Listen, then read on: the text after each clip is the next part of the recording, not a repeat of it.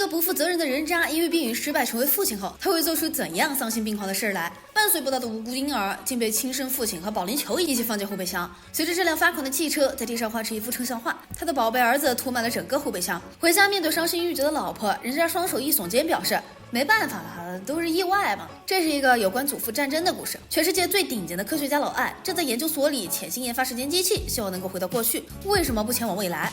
要知道，时间是物质永恒运动变化的持续性和顺序性的表现。总而言之，穿越回过去各有逼格。老艾一顿连滚键盘，按下逼格拉满的高仿核按钮，将一把锤子送回到了4万多年前。一名原始人正在用木棒艰难地敲打猛犸象的尸体，这让皮糙肉厚的打死都困难，死了想吃肉更是难上加难。这时仙光一闪，一柄锤子落到了他脚边。原始人拿起这把锤子，不仅成功吃到了智力松软的肉酱，还能打跑抢食的家伙。这就是餐具和武器的完美结合呀！这是这名原始人的一小步，却是全人类的一大步。时间线另一头，老艾再接再厉调整机器的时候，不小心把眼镜传回到了远古时代。捡到上帝之锤的原始人王大锤刚刚盖好了他的豪华小别墅，利用眼镜这新宝贝，他学会了折射阳光生活。老艾丢失了心爱的眼镜，气得直跳脚，一怒之下把扳手扔了回去。然后王大锤又发明了车，老艾继续发电，把物理、代数、微积分等各类书籍一股脑全扔了回去。他这一顿瞎搞，大大加快了人类文明进程，窗外的世界也变得越来越赛博风。等文明发展到顶点时，老艾扔进去了最后一本书，论超级艰辛武器是怎样造成的。赛博文明又轰然一声崩溃了，人类重开2周年。丢了一切后，老艾伤心欲绝，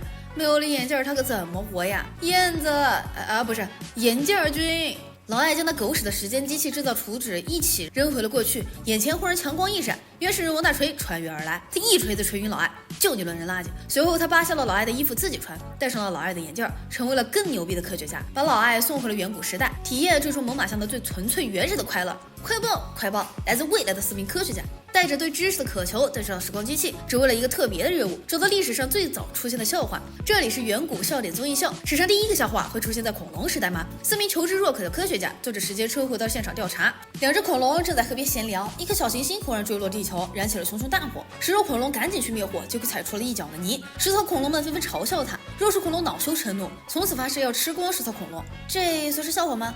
科学家评委团纷纷摇头，表示这段子太地狱了，而且演技拙劣，制作粗糙，能不能搞一颗大一点的小行星道具？恐龙选手们表示我们可以，请评委们给出复活赛机会。然后复活赛上恐龙灭绝了，老厉要给女儿小丽买只猫当生日礼物，还说让她随意挑选。这话一说完，老厉就后悔了，因为女儿选了一头恶霸一样的大蓝猫克劳福德。他们把猫带回家，从此开启了地狱般的生活。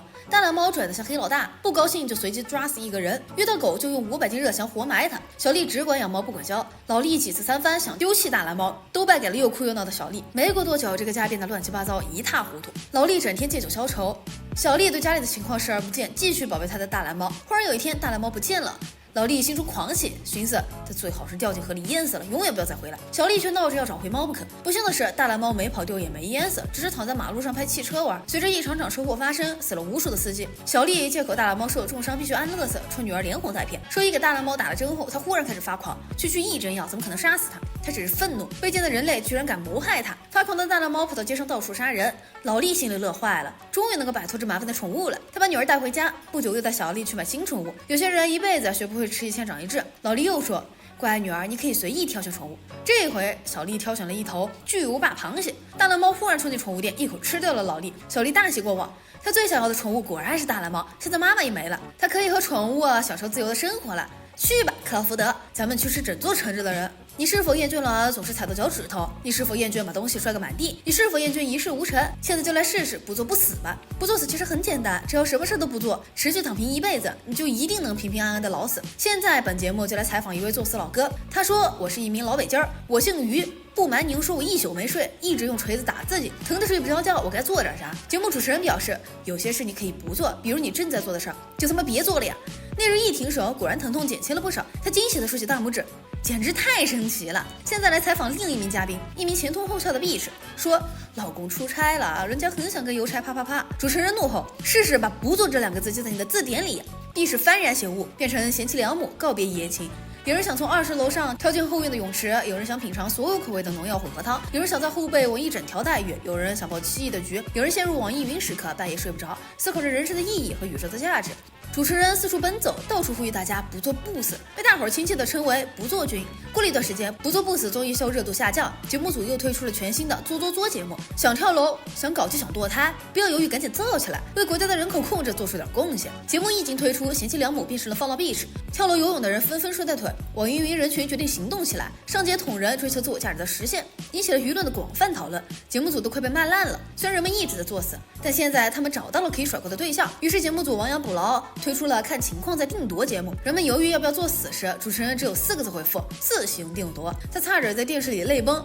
我的老天爷，你们这些屁民真是蠢的要死！一群劫匪去抢银行，忽然人群中冲出一面星条旗，不是别人，这是大名鼎鼎的星条侠。他拳打男生敬老院，脚踢北海幼儿园。别看啤酒肚涌泉腰，揍起劫匪来拳暴击。别问我为啥劫匪不开枪，都是节目组的安排。开枪不得多花子弹的钱呀，唯一一发子弹的经费还得拨到星条侠头上。群众们正为报答歹徒的英雄喝彩，星条侠忽然一枪毙了逃跑的劫匪。人们非常震惊，超级英雄怎么能杀人？还是背后开枪杀一个手无寸铁的劫匪？这还是人吗？